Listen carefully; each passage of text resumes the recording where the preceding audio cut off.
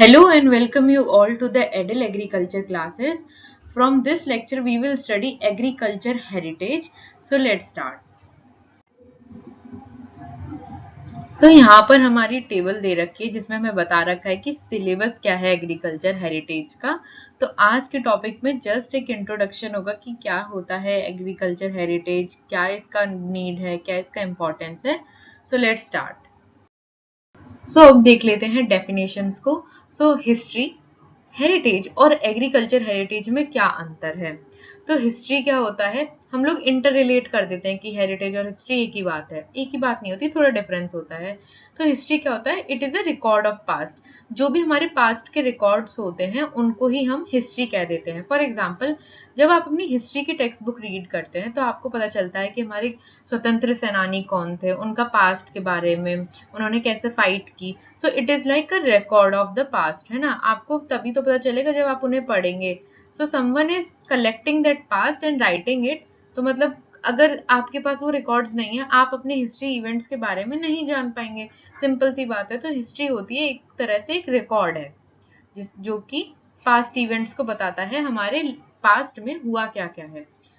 Second आता है history, inherited values pass from generation to next, one generation to the next. For example, आप जब बोलते हैं कि ये जो सपोज कोई सोने की चीज है, ठीक है, कोई गोल्ड का कॉइन है सपोज, तो ये हमारे दादाजी के समय का है और ये हमारे पापा को मिला, फिर हमें मिल गया। So it's kind of like that कि यहाँ पर हेरिटेज में सोना पास नहीं हो रहा है, सोने का जस्ट एक रेफरेंस है। यहाँ पे हमारी पास्ट कुछ वैल्यूज, जैसे कि हमें पूजा करनी चाहिए, है ना, बड़ों के पैर छूने चाहिए, तो दे आर वैल्यूज, राइट। तो वन जनरेशन टू नेक्स्ट ये पास ऑन हो रहे हैं, ये वैल्यूज हैं। So it's called heritage. अगर हम एग्रीकल्चर हेरिटेज देखें तो ये हेरिटेज के अंदर ही आ जाएगा। कैसे, यहाँ पर जो हम लोग हेरिटेज, जो भी वैल्यूज या फिर प्रैक्टिसेस हम फॉलो करेंगे वो एग्रीकल्चर रिलेटेड होंगी। अब जैसे हम लोग कई कई बार बात करते हैं कि फार्मर्स अभी भी अपने ट्रेडिशनल प्रैक्टिसेस को नहीं छोड़ रहे। ट्रेडिशनल मतलब क्या हो गया वहां पे, मतलब जो भी हमारे पुराने तरीके होते हैं प्रैक्टिस करने के एग्रीकल्चर को, तो उन्हें वो छोड़ना ही नहीं चाह रहे हैं, है ना। तो जैसे कि वीट ही लगाना है, राइस ही लगाना है। सो दे आर ट्रेडिशनल प्रैक्टिसेस, और सेम तरीके से लगाना है। ऐसा भी नहीं है कि क्रॉप रोटेशन कर रहे हैं, मिक्स्ड कर रहे हैं।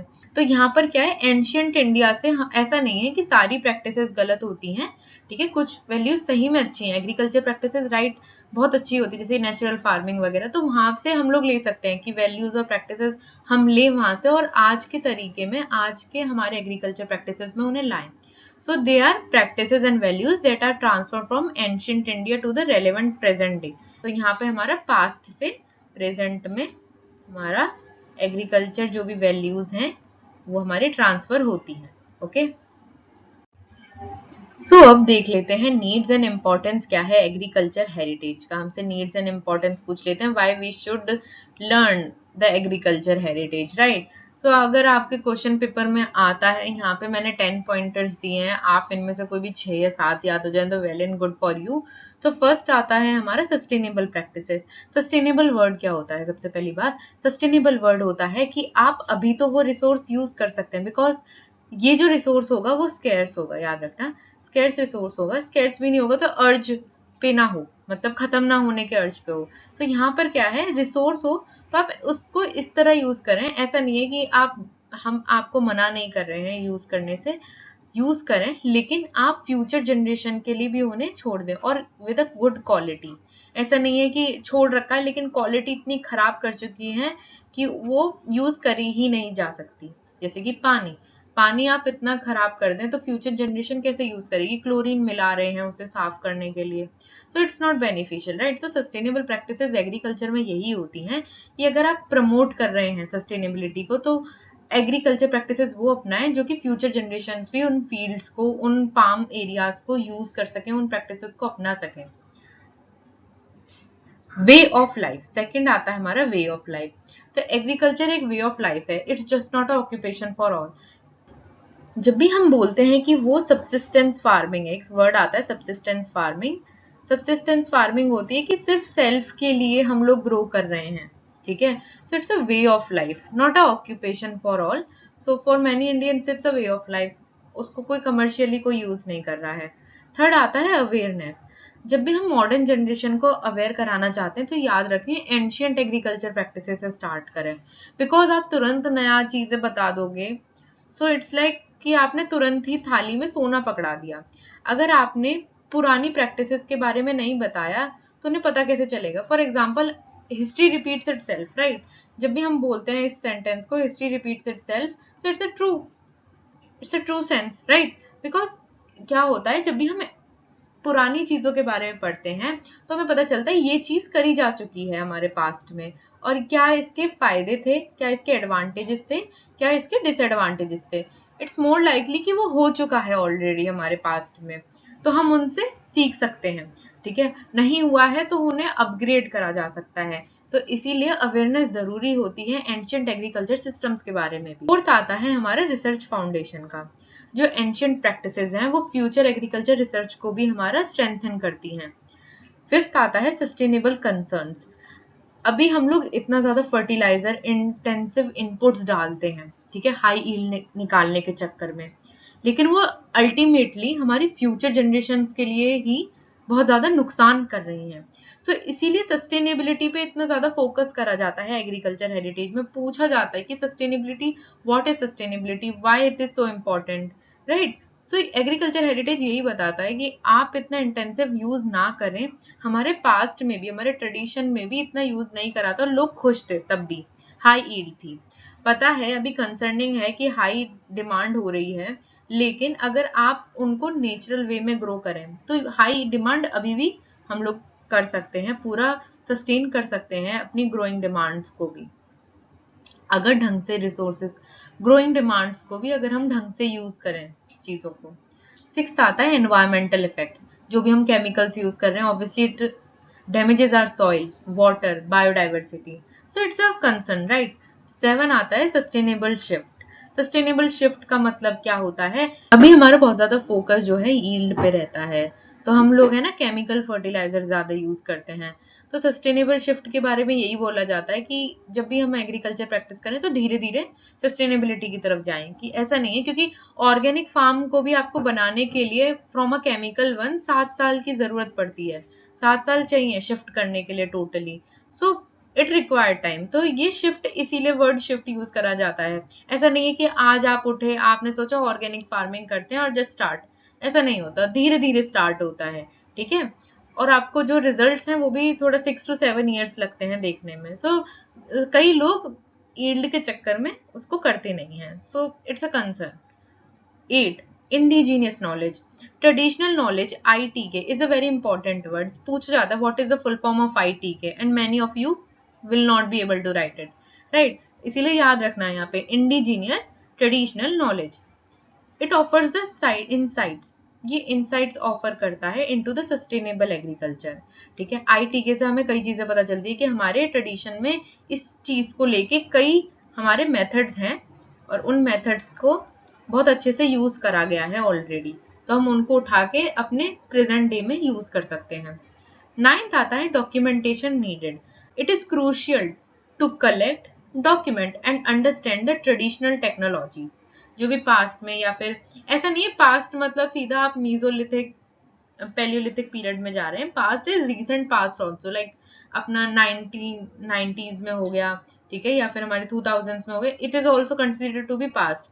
तो यहाँ पे जो भी टेक्नोलॉजीज यूज हुई हैं, ट्रेडिशनल टेक्नोलॉजीज यूज हुई हैं, तो उन्हें देखो, उनका डॉक्यूमेंटेशन पढ़ेंगे तो हमें पता चलेगा कि इसमें इतना थोड़ा सा और इम्प्रूवमेंट कर दें तो ये टेक्नोलॉजी बहुत अच्छी है। So technology needed. अगर आपको एग्रीकल्चर हेरिटेज पढ़ना है तो आप एग्रीकल्चर हेरिटेज के अंदर ये भी देखेंगे कि क्या क्या टेक्नोलॉजीज बनी है। Scientific integration. Traditional practices already exist करती हैं, कई लोग यूज करते हैं, तो हमेशा प्रैक्टिस ये थी, कोई अपना ना, ये याद रखना कि कोई अपनी हैबिट नहीं छोड़ता है, ठीक है? हैबिट बहुत मुश्किल से छूटेगी, ठीक है? तो अब हैबिट अगर आपको चेंज करनी है तो आप उसके ऊपर एड ऑन ही कर सकते हैं, आप उसके ऊपर क्या कर सकते हैं, एड ऑन ही कर सकते हैं। सो हैबिट कोई है, सपोज ट्रेडिशनल प्रैक्टिसेस की है, लेकिन आप धीरे से ऐसे बताएं कि आप ये वाली चीज यूज करें, आप काउडंग, आप FYM यूज करना स्टार्ट करते हैं, बहुत अच्छा होता है। तो मॉडर्न साइंस को भी इंक्लूड करें, आप ड्रोन का यूज करें, आप इसका यूज करें, तो ट्रेडिशनल प्रैक्टिसेस हैं, ठीक है?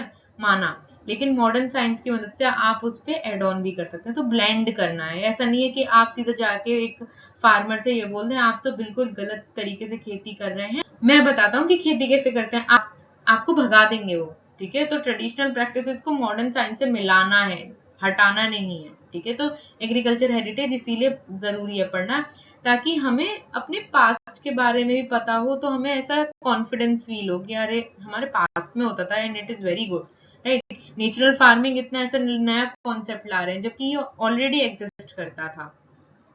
So let's now discuss the current challenges in the Indian agriculture. सबसे ज्यादा चैलेंजेस या फिर हमसे पूछा जाता है कि इंडियन एग्रीकल्चर में क्या प्रॉब्लम चल रही है। सो 4 पॉइंट्स मेन होते हैं, उनके अंदर सब सेक्शंस हैं। ठीक है, सबसे बड़ी प्रॉब्लम है यहाँ पे मॉडर्न एग्रीकल्चर लैंडस्केप। पहले क्या था, जो भी हमारे फार्मर्स थे उनके पास बड़ी जमीन थी। ठीक है, क्या थी, बड़ी लैंड होल्डिंग थी। अब उनके सपोज एक फार्मर था, ठीक है, उनके 4 बेटे हो गए। ठीक है, 4 बेटे, अब चारों को जमीन तो देनी पड़ेगी क्योंकि है सिस्टम ऐसा। ये नहीं है कि बोला जाता है कि चारों तुम एक ही खेत पे काम करो, नहीं, अलग अलग जमीन बटी, तो वो जमीन टुकड़ों में हो गई। ठीक है, उनके 4 पीस हो गए, फिर उनके भी हुए होंगे बच्चे, तो उनकी भी जमीन, तो होता क्या है, ये जमीन बढ़ती चली जाती है और ये इतनी बढ़ जाती है कि बचती नहीं है। स्मॉल से भी, मतलब अगर सपोज करो कि वो लैंड मार्जिनल में आता था तो वो स्मॉल में आ जाएगा, राइट। तो यहाँ पर क्या है, मेजोरिटी ऑफ द फार्मर्स है small and marginal land holding. Most of the farmer India में स्मॉल और मार्जिनल के बीच में ही आते हैं, और ये भी टाइम के संग कम होता जा रहा है। It's very concerning. Issues of indebtedness and lack of access to the institutional credit hinder the agriculture growth। मतलब कि यहाँ पर क्या है, हमारे इंडिया में प्रॉब्लम ये आती है, इंडिया में क्या, इंडिया में जनरली लोगों का भी परसेप्शन होता है कि लोन क्यों लेना है इंस्टीट्यूट से जाके, लाइक या कोई क्यों लेगा हमारा कोऑपरेटिव बैंक से लोन, राइट। कोऑपरेटिव बैंक से क्यों लोन लेगा, रूरल बैंक से क्यों लोन ले लेगा कोई, क्योंकि उनके घर में तो रिश्तेदार हैं, वो तो उनसे ले सकते हैं ना, फैमिली वालों से। तो यहाँ पे क्या होता है, फैमिली वाले भी कभी कभी क्या होते हैं, या फिर जो लेंडर्स होते हैं, ठीक है, जो ब्याज पे पैसा देते हैं, तो वो क्या करते हैं, बहुत ज्यादा इंटरेस्ट रेट लगा देते हैं और कुछ भी चलता है उनका इंटरेस्ट रेट, तो वो इनडायरेक्टली फार्मर्स को ही अफेक्ट कर रहा है। तो यहाँ पे इसीलिए इश्यूज आते हैं इंडेप्टनेस के, कर्जे में ही रहते हैं, और lack of access to the institutional credit. कई फार्मर्स के बैंक में खाता भी नहीं होता है। ठीक है, अब तो ये चीजें सुधर रही हैं, लेकिन पेस पे नहीं है। ठीक है, कई लोगों के नहीं है। तो इंस्टीट्यूशनल क्रेडिट अगर होते भी हैं तो जीरो बैलेंस है, कुछ नहीं है, बस नाम के लिए है, जीरो बैलेंस चल रहा है उसमें, तो वो थोड़ा सा दिक्कत वाली बात हो जाती है कि आपको अगर क्रेडिट चाहिए तो आप इंस्टीट्यूट से आके लीजिए, रूरल बैंकिंग से। उनको क्या लगता है कि जो इंस्टीट्यूट है वो तो उनका जमीन जब्त कर लेगी या फिर ज्यादा चार्ज करेगी। वो ये नहीं देखते कि अगर वो लेंडर से ले रहे हैं, जिससे भी ले रहे हैं, वो भी तो यही सेम चीज कर सकता है, ऊपर से वो भी और ज्यादा डैमेज कॉज कर सकता है उनकी पूरी टोटल लाइफस्टाइल में, राइट। सेकंड आता है market and technology constants. Market and technology constants में क्या होता है, जो स्मॉल फार्मर होते हैं ना, देखो स्मॉल फार्मर, अब हम और आप तो बीएससी एग्रीकल्चर पढ़ रहे हैं, ठीक है, मेरी तो कंप्लीट हो चुकी है, आप लोग पढ़ रहे हैं, राइट। सो उसमें क्या होता है, हम लोगों को भी इतना कंसर्निंग लगता है कि यार एग्रीकल्चर में अभी भी हम लोग पढ़ने के बाद भी अभी भी मार्केट को समझ नहीं पाते हैं, कि मार्केट समझने में थोड़ा दिक्कत होती है, लेकिन हम लोग थोड़ा रिसर्च करके जो भी है इधर उधर से हम कर लेंगे। आई होप कर लोगे, maximum of you will be able to do that, right. लेकिन स्मॉल फार्मर जो होते हैं most of the time literate होते हैं। देखो ये नहीं है कि पढ़े लिखे नहीं होते, पढ़े लिखे होते हैं, लेकिन आप बात करेंगे उनसे तो उनको वो जचता नहीं है कि मॉडर्न मार्केट में जाके उनकी डिमांड समझना मतलब क्या होता है। जैसे कि बड़ी डिमांड चल रही है अर्बन एरियाज में और वो बहुत ज्यादा जो है पैसे देने के तैयार हैं कि उनको फ्रेश और ऑर्गेनिक वेजिटेबल्स खाने हैं, या फिर मशरूम्स की डिमांड है। तो ये जो मॉडर्न मार्केट की डिमांड आती है ना, या फिर हमारा प्रोसेस्ड फूड की जो डिमांड है, इस डिमांड को समझना उनके लिए थोड़ा सा डिफिकल्ट हो जाता है। वो समझ नहीं पाते कि ये क्या चल रहा है। हम हमारे से तो गेहूं ले लीजिए, हमसे तो हम लोगों ने चावल उगाए, चावल ले लीजिए। सो मॉडर्न मार्केट में क्या डिमांड चल रही है और कैसे प्रोसेसिंग होती है, कैसे वैल्यू एडिशन होता है, ठीक है, तो ये समझने में उन्हें दिक्कत होती है ना। तो यहाँ पर जो है थोड़ा सा लैकिंग करता है इंडियन एग्रीकल्चर फार्मर से कनेक्ट करने में। सेकंड पॉइंट जो आता है, limited access to the modern machinery. जैसे कि सबके पास सुविधा नहीं होती, इवन हम और आपके पास भी सुविधा नहीं है कि हम मशीनरीज का यूज करें, टेक्नोलॉजीज का यूज करें to increase our productivity and income level. तो स्मॉल फार्मर्स कैसे करेंगे? तो स्मॉल फार्मर्स कैसे करेंगे? सपोज मुझे अपने खेत में ना फर्टिलाइजर का इनपुट करवाना है, ठीक है, फर्टिलाइजर का इनपुट गिरवाना है, और मैंने समझ लिया है एक तरीका होता है, बेटर होता है, जबकि ड्रोन से हमारा फर्टिलाइजर स्प्रे करवाना। बट आप में से कोई मुझे बता सकता है, कमेंट में बता दो, तो खैर सर्च करके बता दोगे कि ड्रोन आपको तुरंत कहाँ से अवेलेबल होगा? ऑब्वियसली नहीं पता ना, because it lacks the infrastructure, India lakhs the infrastructure कि आपको ड्रोन का फैसिलिटी तुरंत मिल जाए। सो यहाँ पर जो है इवन हम और आप भी कंफ्यूज करें, तो सी स्मॉल फार्मर्स कैसे करें? इवन द मॉडर्न मशीनरीज, अब कितने कितने टूल्स आ गए हैं हार्वेस्टिंग करने के। इवन अगर आप राइस प्लांटेशन करवाएं, जिसकी राइस को जो होता है उनकी सैम्पलिंग्स को जो होता है लगाने के लिए मशीन्स आती हैं बकायदा, लेकिन कितने लोग यूज कर रहे हैं? सी ऑन द ग्राउंड लेवल ना, अभी भी लेबर यूज करते हैं, लेबर यूज करके उनको लगाया जाता है। ऐसा नहीं है कि सैम्पलिंग में मशीन, जो मशीन सैम्पलिंग वाली होती हैं उनमें नहीं लगेगा, वहां पे लगती है, लेकिन कॉस्ट बच जाती है एज कम्पेयर टू वो दिन में आ रहे हैं फिर वो शाम को आ रहे हैं सैम्पलिंग लगाने। So it's cost more, cost इनकट जो है मोर हो जाती है। थर्ड आता है socio economic factor, very important factor, right. Illiteracy थोड़ी ज्यादा है फार्मर्स के बीच में, तो इलिटरेसी की वजह से होता क्या है, वो सोशल सेरेमनीज में तो बहुत खर्च कर देते हैं, लेकिन अगर एग्रीकल्चर इंफ्रास्ट्रक्चर को अपने बढ़ाना हो, अच्छा करना हो, तो वो नहीं करेंगे, ठीक है। It's a very big concern, बहुत सारे फार्मर्स में ये प्रॉब्लम होती है। Even Indian families all along have a problem कि आपको, अगर आपको बिजनेस खोलना है ना, तो वो आपको पैसे नहीं देंगे, लेकिन अगर आपकी शादी करानी है या वैसा कोई सेरेमनी है, ठीक है, तो वहां पर बहुत जोरों शोरों से पैसा गिरता है। सो it's a common factor, I think. इधर थोड़ा फार्मर वाला भी बात हो जाता है, फार्मर में क्या है, लेकिन काफी जो मिडिल क्लास लोग होते हैं ना, वो भी अब बेटर हैं इन चीजों में, उनमें लिटरेसी होती है, तो दे एक्सपेंड ऑन द एजुकेशन, और उन्हें पता है थोड़ा सा कि इसमें इन्वेस्ट कर दो, इन्वेस्ट कर देना है। सो उनकी बैकिंग है। लेकिन यहाँ पे क्या, फार्मर्स की बैकिंग उनका तो कुछ ऐसा है नहीं, उनको तो एग्रीकल्चर पे डिपेंड करना है, तो उन्हें आगे बताया जाता है कि आप एग्रीकल्चर में ये चीज उगाइए या फिर आप इंटीग्रेटेड फार्मिंग करिए, तो बहुत अच्छी रहती है, लेकिन वो करना ही नहीं चाहते। लेकिन सोशल सेरेमनीज हो गई, पूजा हो गई, मैं ये नहीं कह रही कि पूजा नहीं करवानी चाहिए, लेकिन अनवांटेड सेरेमनीज जो भी होती हैं हमारी, तो वो एक तरह से हमारे लिए ही, हमारे फार्मर्स के लिए ही नुकसानदायक है, राइट। फोर्थ आता है हमारा policy and economic factor. Policies जो होती हैं हमारी, वो एड्रेस करती हैं इश्यूज लाइक क्रेडिट अवेलेबिलिटी होनी चाहिए फार्मर्स के लिए। क्रेडिट क्या होता है? एक तरह का लोन होता है, ठीक है, लोन देना फार्मर्स को या फिर सब्सिडीज देना फार्मर को, तो ये क्रेडिट अवेलेबिलिटी का सिस्टम होता है। क्रेडिट सब्सिडीज मतलब पैसे दे रहे हैं, ठीक है, तो लोन एक इंटरेस्ट रेट पे देते हैं, सब्सिडीज हमारा कि थोड़ा सा पैसा दे रहे हैं वो चीज स्टार्ट करने के लिए, ठीक है। मार्केट एक्सेस, मार्केट का ही नहीं पता कहाँ बेचना है, कहाँ क्या खरीदना है, ठीक है। अभी आप बोल दें किसी फार्मर से कि आप जैम बना लीजिए, जैम की बड़ी डिमांड है, ठीक है, जैम की बड़ी डिमांड है, लेकिन उन्हें अगर मार्केट ही नहीं पता जैम का, तो वो कैसे बेचेंगे? आप खुद बताइए, पॉलिसीज नहीं है उसे रेगुलेट करने के लिए। थर्ड आता है sustainable agriculture practices. Sustainable agriculture practices के लिए कि हमें जो है अपना केमिकल फार्मिंग से अपना ऑर्गेनिक या फिर नेचुरल फार्मिंग में आना है। सो इसके लिए कोई पॉलिसी नहीं है कि आप सस्टेनेबिलिटी के लिए कुछ लाए हैं, रेगुलेशंस लाए हैं, तो इंडिया में ये बहुत ज्यादा बड़ी प्रॉब्लम है। Enhancing the agriculture productivity and the income of the small farmer is a pivotal or the overall economic growth. Simple सी यही बात लिखी गई है कि अगर आपको एग्रीकल्चर प्रोडक्टिविटी एक तरह से बढ़ानी है ना, तो हमारे स्मॉल फार्मर्स की इनकम बढ़ाइए। उनकी इनकम बढ़ाएंगे कैसे? एग्रीकल्चर प्रैक्टिसेस को सुधार के। उनकी इनकम तो तभी बढ़ेगी जब एग्रीकल्चर प्रैक्टिसेस शुरू होगी। तो जब स्मॉल फार्मर्स की एग्रीकल्चर प्रैक्टिसेस सुधरेंगी तो उनकी इनकम बढ़ेगी तो प्रोडक्टिविटी बढ़ेगी, और ओवरऑल इससे इंडिया की इकोनॉमिक ग्रोथ क्या होगी, वो भी बढ़ेगी। ठीक है, so let's discuss the objective of this course. क्या है एग्रीकल्चर हेरिटेज के ऑब्जेक्टिव? नीड्स तो पता चल गए, लेकिन ऑब्जेक्टिव क्या है, मेन बताइए क्यों पढ़ा जाता है। नीड भी समझ गए, अब बताइए कि हमें इसमें पढ़ना क्या है, या फिर ऑब्जेक्टिव क्या है, इसका एम क्या है। सो फर्स्ट आता है वे ऑफ लाइफ।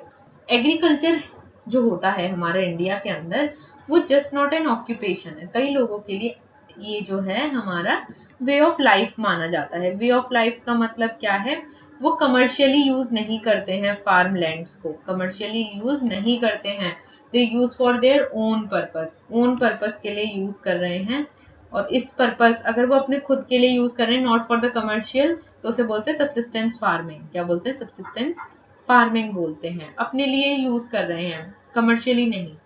सेकंड आता है हेरिटेज अवेयरनेस। इंडिया के यूनिक एग्रीकल्चर हेरिटेज के बारे में अवेयरनेस बढ़ाने के लिए ये कोर्स बनाया गया है। थर्ड आता है pride in our tradition. Pride होना चाहिए अपने ट्रेडिशंस के अंदर, स्टूडेंट्स को अपने ट्रेडिशन, एग्रीकल्चर ट्रेडिशंस जो भी हमारे यहाँ फॉलो होते हैं, उनके लिए प्राइड महसूस होना चाहिए। सस्टेनेबल प्रैक्टिसेस जो भी हमारे यहाँ की जाती थी, वो हमारे इंडिया में बहुत सालों से, वैदिक पीरियड से हो रही हैं। So it's a thing to be proud of, right. Fourth आता है हमारा स्टिमुलेट करना रिसर्च को। क्या होता है कि जब हम एग्रीकल्चर हेरिटेज पढ़ते हैं ना, सो हमें पता चलता है कि हिस्ट्री, कोई भी सब्जेक्ट ले लो, आपको ऑब्वियसली हिस्ट्री से ही स्टार्ट किया जाएगा। हिस्ट्री मतलब क्या? पास्ट रिकॉर्ड्स होता है, मेन है वो आपको हेरिटेज के बारे में बताते हैं थोड़ा थोड़ा, कि ये जो है इन्होंने डिस्कवर किया था, फिर इन्होंने करा, फिर इन्होंने ये लाया। तो उससे क्या होता है, थोड़ा सा इंटरेस्ट डेवलप होता है। साइंटिफिक रिसर्च बेस्ड हमारी जब भी होती है, तो हमें ऐसा नहीं है कि आज हम लोगों ने रिसर्च स्टार्ट करनी है तो हम जाते हैं सीधा और अपना एक रिसर्च पेपर लिख देते हैं। Obviously you can't do that. आपको पहले पढ़ना पड़ेगा कि ऑलरेडी क्या रिसर्चेस हैं, क्या हमारे ट्रेडिशनल एग्रीकल्चर टेक्नोलॉजीज में रिसर्चेस हो चुकी हैं, तभी आप कर पाएंगे। तो एक तरह से एक माइंडसेट डेवलप करता है कि आपको रिसर्च की तरफ ले जाए। इस स्लाइड पे मैंने 2 सैंपल क्वेश्चंस पुट करे हैं। सो यहाँ पर जो है इस वाले क्वेश्चन में हमसे पूछा है कि एग्रीकल्चर हेरिटेज क्या है और इसका इम्पोर्टेंस क्या है मॉडर्न फार्मिंग में। तो यहाँ पे एक आंसर है, तो आप इसको रेफर कर सकते हैं। इस वाले क्वेश्चन में हम देख सकते हैं, यहाँ पे पूछा है कि करंट चैलेंजेस क्या हैं एग्रीकल्चर हेरिटेज में और हम उन्हें कैसे एड्रेस कर सकते हैं, कैसे सॉल्व कर सकते हैं। I think they are the most probable questions that are asked in the exams. So आप इन्हें रेफर कर सकते हैं, राइट। वरना ऐसा कोई जरूरी नहीं है, अगर आपके कॉलेजेस के आपके पास पास पेपर हैं तो किसी सीनियर से आप मांग सकते हैं और उनको देखें, क्योंकि उसके अराउंड ही क्वेश्चंस बनते हैं। I am just giving you sample questions which I think are important. So that's all for the today's lecture. I hope आपको एग्रीकल्चर का इंट्रोडक्शन समझ में आया होगा। आगे के लेक्चर में ना बहुत ज्यादा हिस्ट्री पार्ट है, ठीक है। तो ऐसा डरना नहीं है, बहुत आसान चीजें हैं और आई होप आपको समझ में आया होगा। Thanks for watching and have a nice day.